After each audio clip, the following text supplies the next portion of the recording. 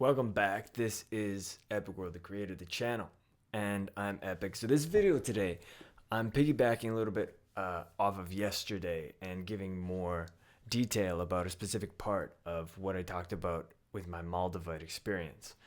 And I'm tying in a current event that has happened with something that happened during the Moldavite experience, that being the Ouija board. So let me begin with this part. Recently, I had a good friend of mine, who's traveling, reach out and ask if I can take care of his cat. So the problem that the previous people who were taking care of the cat is that one of the people thought they're having an allergic reaction to this cat, and this is why my friend reached out to me to see if I can take care of it. So I had the goodness in my heart go, of course, right? And then the cat came to my house without me inspecting the cat right off the bat. And within a day or 2 days of the cat being around, I started noticing as I'm going to bed like this itching and this subtle jumping feeling around my body. And it dawned on me that the cat was not causing an allergic reaction to the previous people who were taking care of my friend's cat. Now, this cat actually is carrying something, and that's what I was feeling in my bed. So this situation caused a full-blown lice or nit or whatever tiny microscopic stuff that this cat is infested with. It caused me and my mom to go on an entire buckle down of needing to try to wash this cat. This cat seemed fine, but it actually, because I wasn't paying attention and wasn't aware, it carried something in with it that infected the entire environment. And the cat is currently like, man, I got the experience of washing the cat not once but twice, along with my own cat. And that is a learning experience of itself. If you have ever washed a cat, you know what that is like. It seems like things are getting taken care of. My entire bedroom has been taken apart and disinfected. The old bed sheets that I had have been washed. They're not being used. New bed sheets are put onto the bed. An entire deconstruction of everything has had to happen because of this cat carrying lice. I thought it was at first. They're way smaller than that, like very microscopic. The way that the disease that is on the cat, it lands on the skin. When you look at your skin, you cannot see it. But at night, when this bacteria becomes active the most, you can feel it jumping under the sheets on your body. So, I'll tell you why I bring that up. Because now I'm going to back up and go to the part of my Moldavite story where August 20th, I went into an escape room called the Haunted Hall in a Calgary exit or escape room, whichever it is. And this haunted hall is filled with a lot of different occult-looking paraphernalia and tarot cards, and had a very eerie soundtrack to it. And the way that this escape room began is you and the guests put your hands on the planchette of a Ouija board, and it's meant to move. And I believe the mechanics that the builders of the escape room used is using magnets to cause the planchette to move to a specific number, and then however that correlated with everything else moves the escape room. That Ouija board and coming into contact with it, in my mind looking back, was very much like the cat coming into the house, being welcomed into the house, and not knowing what else the cat is carrying by not being professional, you could say, and not fully inspecting the situation, along with not knowing the proper protocols for how to handle the situation. With me and my friends, when we played this escape room, you use that Ouija board right in the beginning, and then you get led through an assortment of different rooms. Now, one thing that I understand being of importance with Ouija boards is that you must have a circle around them to contain whatever connection is happening. And on top of this circle, whenever the connection is completing, you are meant to close that connection and say goodbye to that which you have been communicating with, whatever metaphysical energy or spirit or other entity. You must close the portal. And in this escape room, even though it's for fun and entertainment, what this escape room with the design completely fails to do is close the portal, especially for the entertainment purpose. And what I think that in one frame of thinking, the escape room fails to realize is that even though this board is being used for an entertainment purpose, the function is still happening the same. You know? And it's something for you to think about and start analyzing in life in all areas. It's not just a Ouija board in an entertainment situation, but in all practices and areas of life, analyzing where something may be positioned to be used for fun or entertainment, or even so far as jokes that people say. Being able to analyze and understand what the underlying mechanisms that could be happening and at play here are. So, I think about the cat being infested with lice, and my friends and I touching this Ouija board, and then leaving this exit room.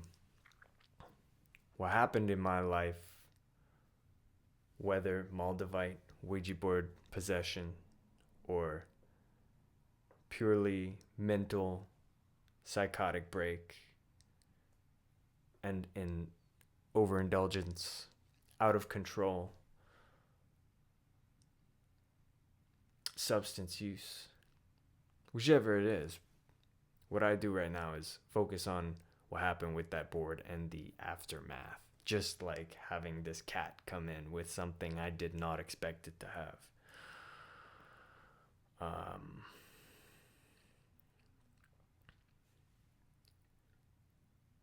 As I said in that Moldavite video, there was like this darkness, this presence. It's difficult to explain. You know. So I'll explain it like this. I'm a calm, trusting, grounded person in general, typically, and nothing gives a reason to dissuade my peace. If I am happy with what I'm doing and I'm proud of my own habits and myself, and I'm in a good relationship with the Creator, then I've got no internal reason to feel off balance. And when I tell you that the afternoon after being in that escape room and having interacted with all the different paraphernalia in that room,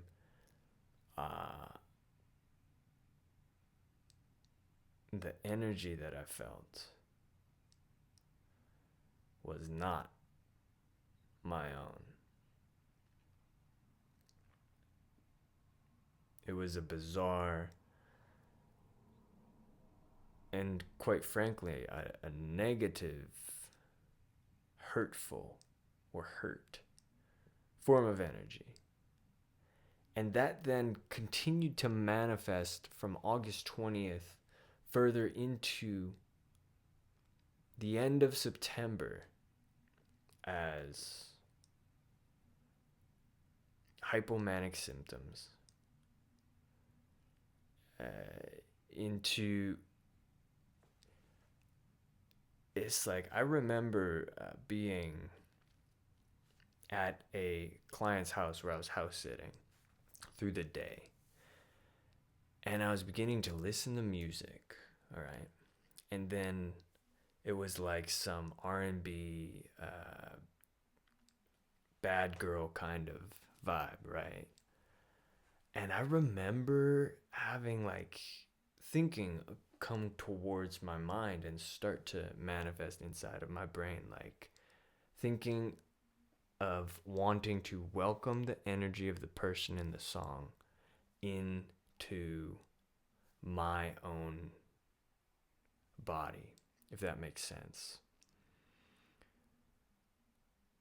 And then as I was beginning to practice specific breathing, slowing my breathing and breathing to a full inhale, holding, and then exhaling all the way, and getting into a meditative state.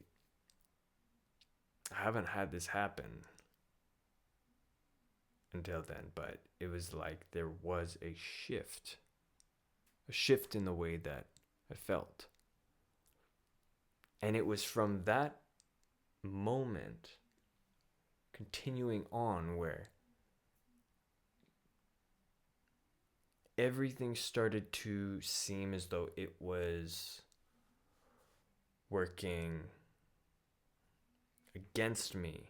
It's like I had this delusional thought come into my mind during September that I was the winner of a lottery in the spirit realm, that it happened.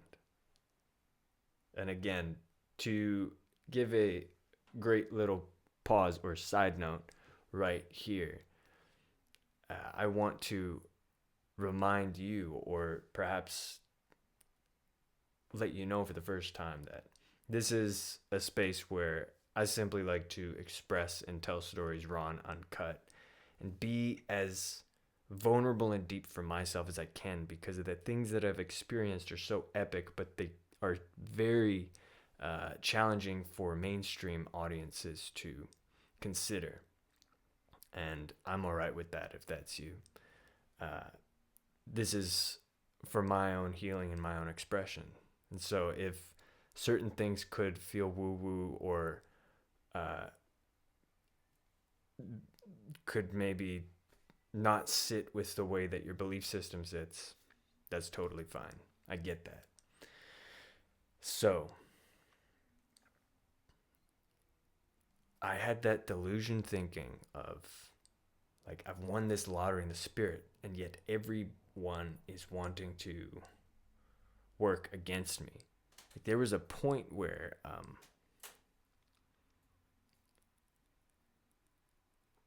I didn't return to the apartment where I'm living, because I thought that my roommates, how could I describe this? Come on, I'm trying to frame the thinking that had occurred within my own mental construct for you to understand. And I haven't really done this yet. So it's as though, okay, imagine this. For yourself, you imagine your point of view, which you always are in your life. You're living through the day, and imagine as though everything instantly, boom, became a video game. Like, you just dropped into your gaming existence, and every single person is a part of that game, or another way to look at it is part of a stage, part of a play. This thinking, which is very, very true in certain other ways of looking at things like oneness and Shakespearean views, but that perception of reality is a game that I am playing, and everyone around me is a competitor, and that was somewhat what it was like. And bizarre things started happening. For one, I started like having this tingle energy, like dark energy that was bouncing around through my head. And then on a specific day, I'm driving my friend, my roommate's car, and I think I was going from one house sitting client's place to another house sitting client's place. And this is when I'm thinking like everybody's against me. So like my guard's up, and I'm not really, it wasn't that I didn't want to talk to people, but it was almost like if you're playing Call of Duty, okay? And you've got free for all. That's what it felt like. And yet in this free for all, everyone around me, around you, in the streets, in their cars, in the restaurants, and wherever you go, they are, with their energy, they're intending to be out to get you. And that wasn't terrifying for me, but it was a reality that I had a construct of. Okay, so it wasn't something I was worried of. Like, I had this approach of knowing, okay, I'm going to deal with this and we'll be fine. Like, I'm going to win is the idea that I had. But moving through it was interesting. And then what happened as I was driving from this one client's house to the other is the brake line on the car popped or burst. So I went to push the brake with my foot, and it just went straight to the floor. And so I pulled the e-brake, got out, and looked at the car brake system behind the tire, and I realized that it had popped. I'm like, yo. And that became a huge conundrum. I was able to get the car slowly, like I had to e-brake the thing back to the one client's house, and then attempted to repair it with some tools that they had in the garage, the place that I'm house sitting. The way that car ended out is a whole different story. Now, let's pause there on that part and wrap back to the main point that I'm bringing up here. What am I inviting into my house? This is the main thing that I want you to think about with the story that I'm expressing here in this video.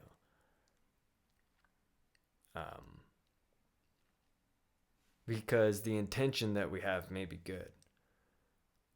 In fact, I believe that just about all times it is. But it's the things that we're not paying attention to that can become part of our demise. If we argue that there was possession possible by the Ouija board in the escape room, then what I was not attentive to is knowing that I must close the portal. That never happened. If I wanted to move a step further and have not be affiliated whatsoever, then that would be able to keep anything from happening. Right? Some people will take that road. Just like the cat, the intention is completely pure. We want to take care of it, and that's really what has happened here. at the cost of now my other cat becoming infected, and we had to take care of dealing with that infestation. So, really want to. It could be as simple as this, guys. Like, think twice. You know. Yeah. But all in all, there's no way to really prove a lot or any of this stuff that I'm bringing up. It just feels good to build some form of message out of the momentary mess that now becomes a story. If you're dealing with Ouija boards, be careful. Know your limit, play within it. And gosh, yeah, that's the story there. As for the cat that I'm taking care of for my friend, he'll be back probably next week. So we've got the two cats quarantined together. They're doing just fine. I think so. Yeah. That being said, this is Epicworld. I appreciate you being here. And I'll see you in another one. Peace.